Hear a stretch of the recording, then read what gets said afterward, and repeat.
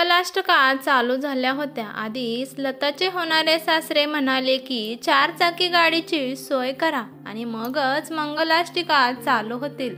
कारण का आमचा मुलगा सरकारी नोकरी करत आहे आणि तुमची मुलगी फक्त 12वी पास आहे. अशी पण तुमची मुलगी आमच्या मुलापेक्षा जरा सावळी आहे आणि जर तुम्ही 4 चाकी गाडी दिली तर तिचा रंग सावळा सुद्धा झाकून जाईल. जर तुम्ही आमच्या मागण्या पुऱ्या नाही केल्या तर आम्ही वराड घेऊन माघारी जाऊ. लताचे वडील तिच्या सासऱ्यांच्या पुढे असं करू नका म्हणून रडत होते. तरी पण सासरची माणसं काहीच केल्या तयार होत नव्हती. पण नंतर लतानेच लग्नाला नकार दिला आणि सासरची मंडळी लग्न न करताच माघारी निघून गेली.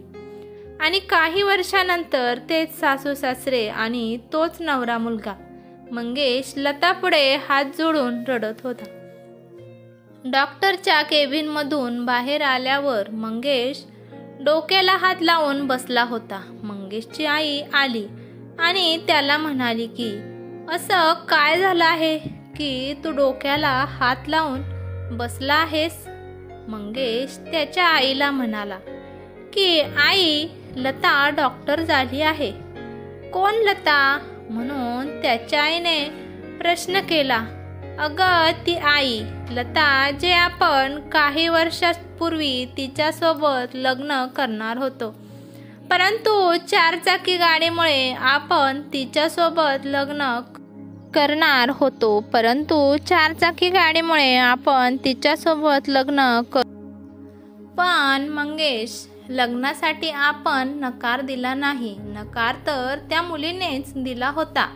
मंगेश म्हणाला की अगं आई, काकाने आणि बाबाने त्या लताच्या वडिलांचा किती अपमान केला होता आणि एक मुलगी आपल्या वडिलांचा कधीच अपमान सहन करत नाही. त्यामुळे तिने लग्नाला नकार दिला होता. पण बाळा, तू एवढ्या टेन्शनमध्ये का आहे? अगं आई, मी त्या डॉक्टरला एवढेच म्हणालो की डॉक्टर, आम्हाला एक लता नावाच्या मुलीचा शाप लागला आहे. लग्नाला आता 7-8 वर्ष झाले आहेत, तरी पण आम्ही अजून बाळाचे तोंड सुद्धा पाहिले नाही. दरवेळेस काही ना काही कारणावरून माझ्या बायकोचे मिसकॅरेज होत आहे. परंतु आम्हाला वाटलं की ह्या वेळेस तरी आम्हाला आमच्या छोट्याशा बाळाचं तोंड पाहायला मिळेल. परंतु नशिबात दुसरेच लिहून ठेवलं आहे. ते डॉक्टर म्हणाले की आता डॉक्टर लताच काहीतरी करेल. लताचं नाव ऐकून मंगेश जरा गोंधळला. आई, त्या डॉक्टरांनी लताच्या केबिनमध्ये मला लावलं आणि मी जेव्हा लतापुढे ते रिपोर्ट ठेवले तेव्हा लता मला म्हणाली की लग्नाच्या दिवशी तुम्ही हुंड्यासाठी मला नकार दिला, त्यामुळे तिच्याकडून तुम्हाला शाप भेटेल, नाही तर काय भेटेल. लताने जेव्हा पहिल्यांदा माझ्याकडे पाहिलं तिला पाहून मला धक्काच बसला. कारण का तीच लता होती ज्या लताला लग्नाच्या दिवशी आम्ही नकार दिला होता. तोपर्यंत तिथं नर्स आली आणि म्हणाली की लवकर चला डॉक्टर, लताला तुमची गरज आहे. त्यामुळे लता उठली आणि जायला लागली. पण तिने वळून एकदा माझ्याकडे पाहिलं आणि म्हणाली की तुम्ही अजिबात घाबरू नका, मी आधी डॉक्टर आहे आणि मग नंतर लता आहे. हे सगळं मंगेश त्याच्या आईला सांगत होता. परंतु त्याच्या आईच्या डोक्यात दुसरीच खिचडी शिजत होती आणि त्याची आई त्याला म्हणाली, मंगेश, लताने लग्न केलं आहे का? मंगेश म्हणाला की तिच्याकडे पाहिल्यावर मला नाही वाटत तिने लग्न केलं असेल. परंतु आई, तू हे सगळं का विचारत आहेस? म्हणजे लताचं लग्न झालं नाही. व मंगेश, एक काम कर, तुला लताने सांगितलं आहे ना की बाळ आणि आईमधलं एकच वाचू शकतं, तर तू लताला जाऊन सांग की तू फक्त बाळाला वाचव. आईचा जीव गेला तरी चालेल. मग मंगेश आईवर ओरडला आणि म्हणाला की आई, तू हे काय बोलत आहेस? तुला अजिबात तुझ्या सुनावर माया येत नाही का? मी आता ती चूक दुसऱ्यांदा करणार नाही. एकदा मी काकाला आणि बाबाला काही न बोलल्यामुळे माझ्या आयुष्यात लता आली नाही. मला माझं बाळ आणि माझी बायको दोन्ही पण पाहिजे आहे. लता डिलिव्हरी रूममध्ये गेली. तिथं मंगेशची बायको आरती आयुष्याशी झुंज देत होती. आरती ज्या माणसाची बायको होती, ज्या माणसाने फक्त हुंड्यासाठी मला नाकारलं होतं. आरतीला पाहिल्यावर लताच्या समोर तिचा लग्नाचा दिवस आठवला आणि त्या दिवसापासून लताचं आयुष्यच बदलून गेलं. लग्नाच्या दिवशी लता आणि मंगेशची मंगलाष्टके सुरू झाल्या होत्या, परंतु त्याच्या आधीच मंगेशचे वडील 4 चाकी गाडी मागू लागले. हे सगळं ऐकून लताला आणि तिच्या परिवाराला धक्काच बसला होता. एवढा मोठा लग्नाचा थाटमाट केला आणि आता 4 चाकी कुठून आणायची असा प्रश्न त्यांच्याकडे उभा राहिला. लताचा मामा आणि तिचे वडील मंगेशच्या वडिलांच्या पाया पडत होते की असं करू नका. सध्या आमच्याकडे एवढे पैसे नाहीत की तुम्हाला गाडी देऊ. हळूहळू आम्ही गाडी देण्याचा प्रयत्न करेन. परंतु मंगेशकडे ते ऐकून घेतच नव्हते. ते फक्त गाडीच करत होते. तेव्हा मंगेशचे चुलते मध्येच म्हणाले की अहो लताचे पप्पा, तुम्हाला जर कौतुक वाटलं पाहिजे की तुमचे तर मुलगी फक्त 12वी शिकली आहे आणि तुम्हाला एवढा मोठा सरकारी नोकरीवाला जावई भेटणार आहे, त्यामुळे गाडी देण्यासाठी पुढे मागे कशाला पाहत आहात? आणि असे पण तुमची मुलगी जराशी मंगेशपेक्षा सावळी आहे. जर तुम्ही आम्ही म्हणत असाल तर द्यायला तयार असेल तर हिचा सावळेपणा पण झाकून जाईल. जर तुम्हाला मंजूर नसेल तर आम्ही आत्ताच माघारी जाऊ शकतो. आम्हाला नवरीची गरज नाही. असं म्हणून मंगेशचे बाबा मंगेशला चल उठ म्हणू लागले. एवढ्या वेळ लता गपचूप सगळं ऐकत होती. तिने अचानकच दुर्गा अवतार घेतला आणि म्हणाली की तुमच्या मुलाला उठवायला का सांगत आहे? मीच आता उठणार आहे. तुम्ही कोण हे लग्न थांबवणार? आता मीच तुमच्या मुलासोबत लग्न करायला तयार नाही. तुम्ही आनंदाने तुमची वरात माघारी घेऊन जाऊ शकता. मला तुमची गरज नाही. आणि जायच्या आधी माझ्या वडिलांचा जो ह्या मंडपाला आणि खाण्यापिण्याला खर्च झाला आहे तेवढा देऊन जावा. नाहीतर मी आत्ताच्या आत्ता पोलिसांना फोन करेल. मंगेशकडचे आत्तापासूनच लताच्या वडिलांवर जे वाघासारखे बोलत होते ते आता मांजरीनेसारखे गप्प बसले. ते म्हणाले की ठीक आहे, तुम्ही गाडी परत देत असाल तर चालेल. तर मग आम्ही आत्ता लग्नाला तयार आहोत. परंतु लता म्हणाली की आम्ही तयार असाल परंतु मी तयार नाही. मला आता तुमची गरज नाही. आणि नवऱ्या मुलाकडले नवरी न घेताच माघारी गेले. आणि लता तिच्या रूममध्ये येऊन रडू लागली. तेव्हा लताची आत्या तिच्या खोलीत आली.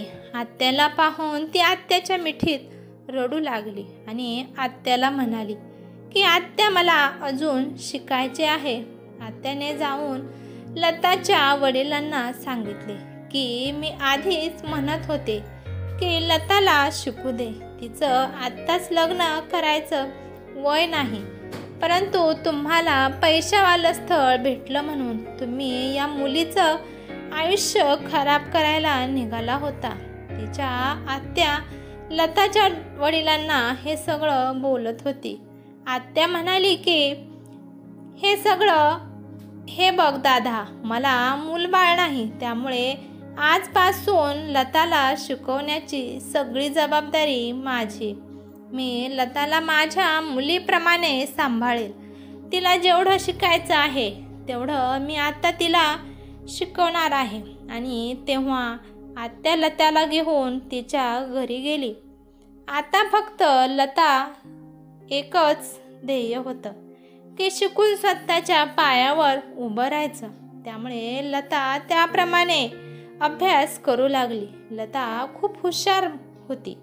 तिला डॉक्टर व्हायचं होतं, पण तिला माहीत होतं की तिच्या त्या आर्थिक स्थितीमुळे जरा कमजोर आहे. तरी पण तिच्या आत्याने खूप मनावर घेतलं आणि त्यांनी त्यांची जमीन विकून लताला दुसऱ्या देशात डॉक्टर बनण्यासाठी पाठवलं. तिथं गेल्यावर लताची ओळख किशोरसोबत झाली. तो पण डॉक्टर होण्यासाठी त्या देशात गेला होता.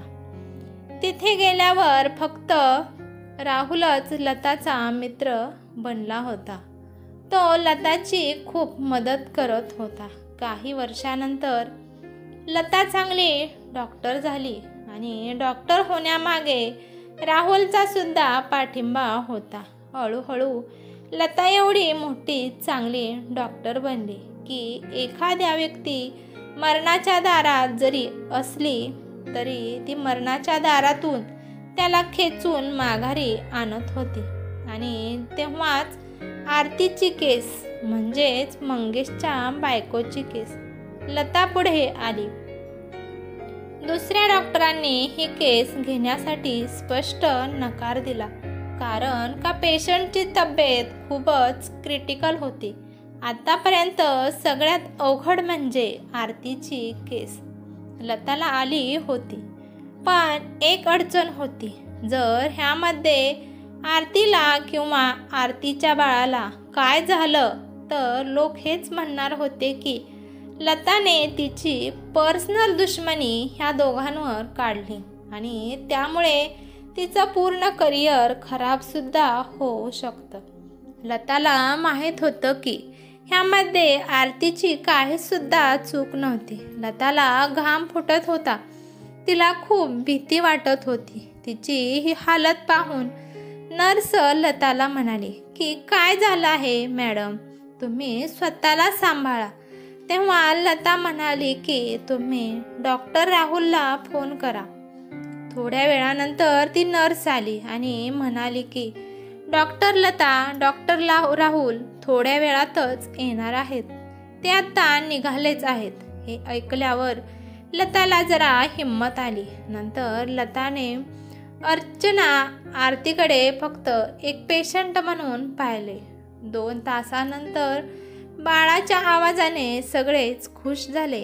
बाकीचं काम त्यांच्या हाताखालच्या नर्सला सांगून डॉक्टर लता आणि डॉक्टर राहुल तेथून बाहेर आले. आरती 4 दिवसापासून दवाखान्यात ॲडमिट होती. आरतीची डिलिव्हरी झाल्यावर लता आणि मंगेशची भेट झाली नाही किंवा मंगेश लतापासून लपून राहत होता. 2 दिवसानंतर लता तिच्या घरी निघाली होती. तेव्हा तिला एक आवाज आला, डॉक्टर लता. मग तिने पाठीमागे वळून पाहिले तर आरती आपल्या बाळाला घेऊन उभा होती आणि लताला बोलत होती.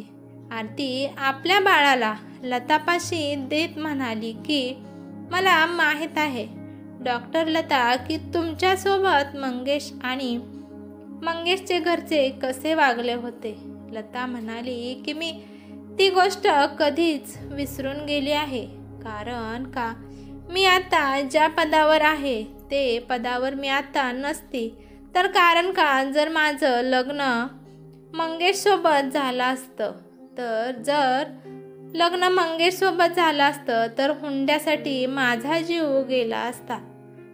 हे चुकीचं होतं. मला वाईट वाटलं की मंगेशने जे माझ्यासोबत केलं होतं तो पण हुंड्याला साथ देत होता, परंतु मी लग्नाला नकार दिला, कारण का मला माझं पुढचं आयुष्य दिसत होतं की पुढे माझं आयुष्य फक्त नरक होणार आहे. त्यामुळे मी स्वतःहून लग्नाला नकार दिला. लताने आरतीला विचारले की मंगेश अजून तसाच आहे का? आरती म्हणाली की नाही, मंगेश आता बदलला आहे. मला एका नर्सने सांगितलं की त्या दिवशी माझी सासूबाई मंगेशला म्हणत होती की डॉक्टरांना सांगून फक्त बाळाला वाचवायला सांगा, आपल्या सुनेची गरज नाही. आपण आता लताला आपली सून म्हणून करू, त्यामुळे सुनबाई नाही वाचली तरी चालेल. तेव्हा मंगेश त्याच्या आईला खूप रागवला होता. तेव्हा मंगेश म्हणाला की एकदा मी लतासारख्या मुलीला गमावून बसलो आहे, आता मी आरतीला गमावणार नाही. परंतु मला माहीत नव्हतं की ती मुलगी तुम्ही आहात. त्या विषयाला दुर्लक्ष करत लता आरतीला म्हणाली की बाळाचं नाव काय ठेवणार आहे? तर आरती म्हणाली की याचं नाव राहुल ठेवणार आहे. ते ऐकून डॉक्टर राहुल तिथे आला आणि म्हणाला की माझं नाव का घेत आहे? तेव्हा आरती म्हणाली की आम्ही आमच्या बाळाचं नाव राहुल ठेवलं आहे. त्यावर राहुल म्हणाला की बाळाचे नाव अजिबात राहुल ठेवू नका, नाहीतर एका मुलीच्या मागे लागून मी अजून कसा बिन लग्नाचा आहे तसाच हा सुद्धा बिना लग्नाचा राहील. राहुल लताकडे तिरक्या नजरेने पाहत होता. लताला कळाले की राहुल कोणाबद्दल बोलत आहे. लता म्हणाली की तुम्हाला छान ताना मारायला येत आहे की ह्याआधी तुम्ही कधीच मला प्रपोज केलं नाही आणि आज तुम्ही प्रपोज करत आहात आणि ते पण अशा पद्धतीत. लता म्हणाली की मला काय स्वप्न पडलं होतं का की तुम्हाला मी आवडत आहे आणि तुम्हाला माझ्यासोबत लग्न करायचं आहे? तेव्हा आरती म्हणाली की ठीक आहे, अजून काय वेळ गेली नाही, त्यामुळे तुम्ही दोघांनी एकमेकांना प्रपोज करा आणि लवकरात लवकर लग्नाची तारीख काढा. दोघे पण सोबतच म्हणाले की लग्नाची तारीख आम्ही काढणार. तारीख तर आमच्या घरातील काढणार आहेत. काही महिन्यानंतर लता आणि राहुलचं लग्न होतं आणि त्या लग्नात मंगेश आणि आरतीसुद्धा आनंदाने गेले होते. ही कथा कशी वाटली ते मला कमेंट करून नक्की सांगा. कथा आवडली तर लाईक शेअर नक्की करा आणि चॅनलवरती नवीन असाल तर चॅनलला सबस्क्राईब करा. धन्यवाद.